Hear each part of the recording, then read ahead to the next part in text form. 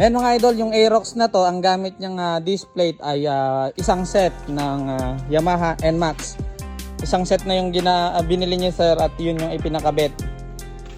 Buta disc yung kanyang gamit at Brembo sa unahan, Brembo din sa likod.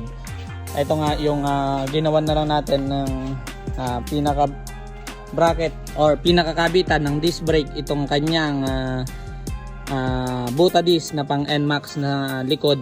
Yun. Kaya pag nagpalit siya ng disc plate pang NMAX na isang set. Ayan mga idol, meron tayong Aerox mugs dito, taga Santa Rosa na sir. Ayan, taga Santa Rosa sila sir. Tapos nirepaint na rin natin ng Candy Red. Ayan, ito yung may-ari mga idol. Ayan sir, maraming salamat. Thank you rin po. Okay. And meron tayong ginawa ditong NS150. Nilagyan natin ng Sniper 150 na mags mga idol. Yung gamit nating plan sub, yung original pa rin niya. Tinorno lang natin para mag-fit dito sa mags ng Sniper. Ayan, makikita nyo. May pinagtornohan dyan saka sa loob. Dito, yung spacer natin, ayan, yung ginawa na lang din namin aluminum. Tapos itong kanyang bracket, dinugsungan kasi hindi kasya yung caliper na pang Rider 150 sa Sniper mags. Yung kanyang tire hugger dito, tanggal na nga lang yan pag nag-disc brake kayo. Yung sa may master naman niya dito, ayan, dito lang din sa stock na apakan natin nilagay. Ayan. Ito testingin na lang. Yung unahan naman nilalagyan lang natin ng spacer, pinapagawan ko lang, pinatornohan ko na para fit na fit yung kanyang spacer. Yun. And magandang gabi sa inyo mga idol. Ito na yung pyesa ng aking Suzuki Bergman na ikabit na natin dito. Tagasan ka ba sir? Tagig. Ayan, taga-tagig yung nakakuha ng ating pyesa ng Suzuki Bergman na ipino-for swap natin lahatan. Sabi ko nga lahatan nung nakakabit dun sa motor ko.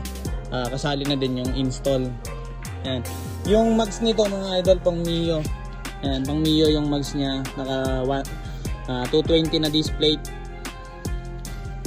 Tapos naka dual shock na to. Motaro yung gamit na shock mga idol. Ano. And ito nga yung minodified natin na mags ng Mio. Ayan, dual shock disc brake.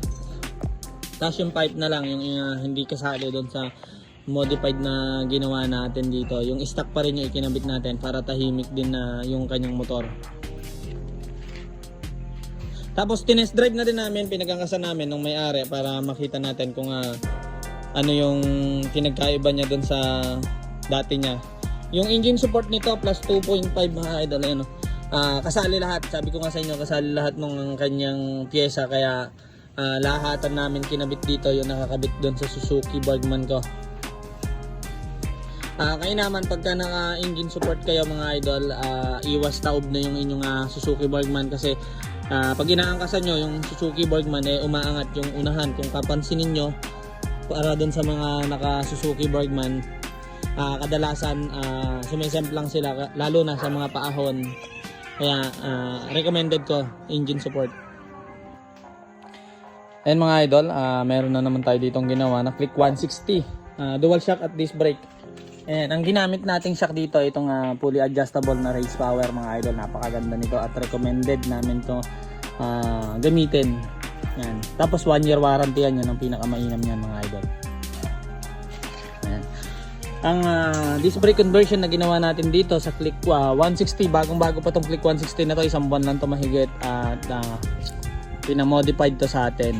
Ayan, dito pinagkatiwala na gawin yung kanyang motor. Racing Boy na caliper yung ginamit natin dito. Ito yung pinakabagong S3. Ayan. At ang kanyang disc brake conversion yung gamit natin Aerox, ayan, Aerox disc plate, tapos naka-adapter siya, yung naka-welding na sa mismong mags para maganda tignan na yun. Napakaganda niya tignan mga idol. Hindi pa namin nilalabas kasi medyo basa pa at umulan kasi dito. May mapuputikan tayo dito mga idol. Kaya mamaya ipapakita natin pagka inilabas na itong motor. And mga idol, meron na naman tayo ditong ginawa na Yamaha Aerox disc brake conversion. Yung ibang gamit dala niya.